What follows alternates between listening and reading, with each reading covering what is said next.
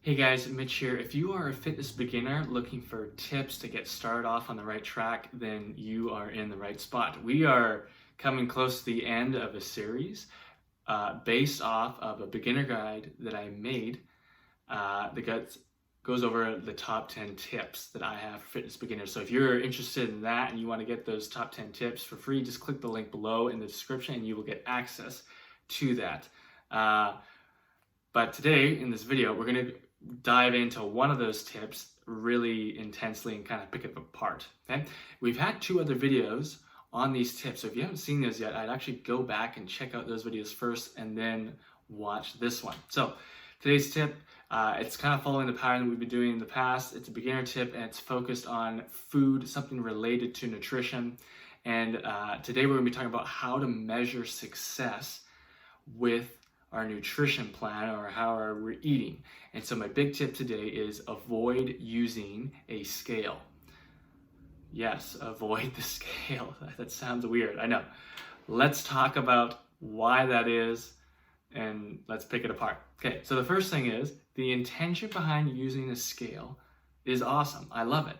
The intention is we want an objective measurement that we can see and repeatedly test to know if we're moving in the right direction and if we are being successful with our current plan. I think that's awesome. You need a measurement because if you don't have a measurement, you're just completely random and going really anywhere and you have no idea whether you're doing it well or doing it not well. So I think that's great. That intention is good. There are some problems with using a scale though.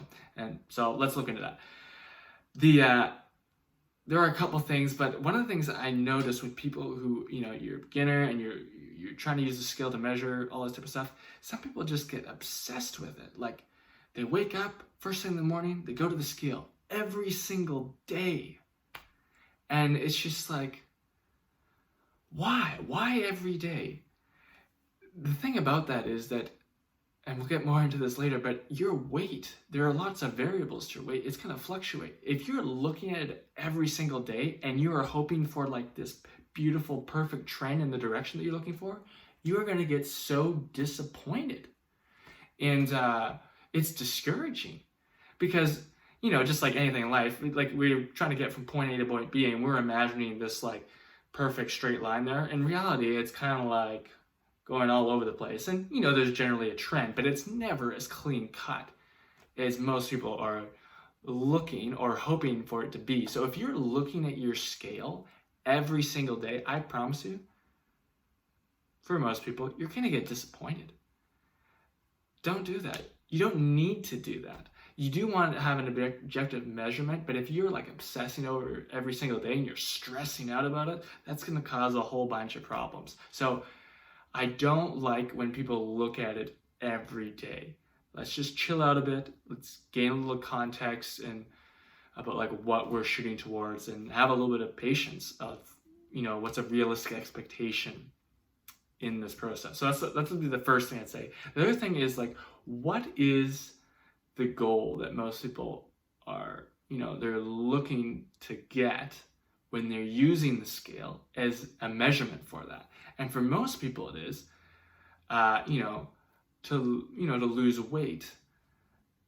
That's great. I think that's, if you want to lose weight and trim down the center and maybe have like the abs show a little bit, that's fine. That's awesome. But like, there's other things about that too, or like, okay, if you had the look, just to give an example and draw some contrast, if you had that look, but your heart was in worse shape, would you want it? Like if your health was actually worse, but you had a look like that, would you want it? Would you want that look if you were weaker and you couldn't actually function day-to-day life? I don't think most people would. Maybe there are some, but I think a lot of people, they want the look and they want to be healthy, longevity and stuff like that. So the problem with using the scale is that there's too many variables. So here are the variables. And there's probably more than this, but I'm just using these general three. You're measuring your fat content, your body fat, but you're also measuring your muscle. And you're also measuring your water weight or your hydration. So you could lose a whole bunch of water weight. And they do this in, weight-based sports like boxing and stuff. They dehydrate themselves in order to make weight.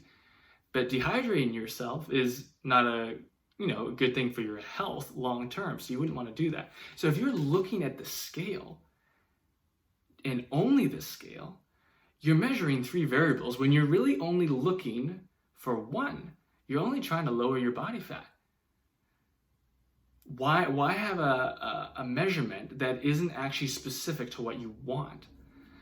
So I think that's one of the big issues. And like when you do that, you could actually lose muscle and lose water and gain fat, and the scale could go down.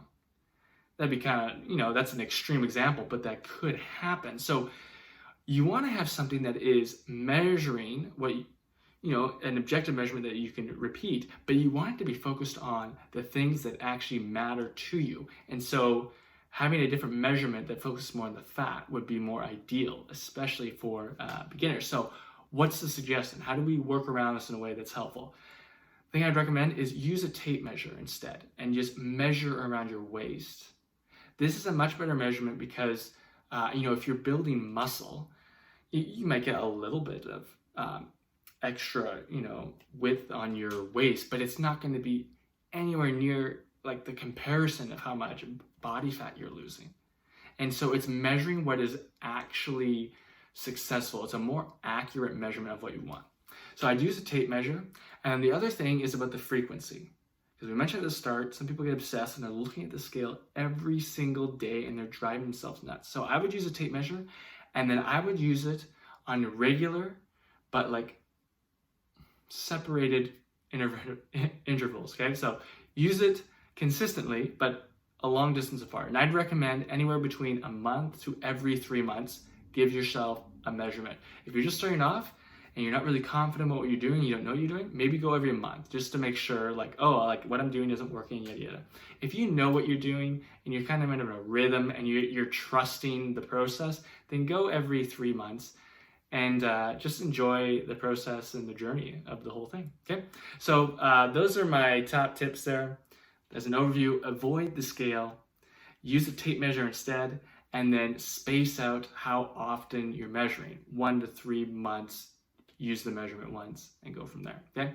If you want to get the full top 10 tips guide, you can hit the link below, and that'll take you to a screen where you can download that PDF for free. If you're looking for more videos like this, or if you have more questions, just pop them in the comments and I'd be more than happy to answer you guys.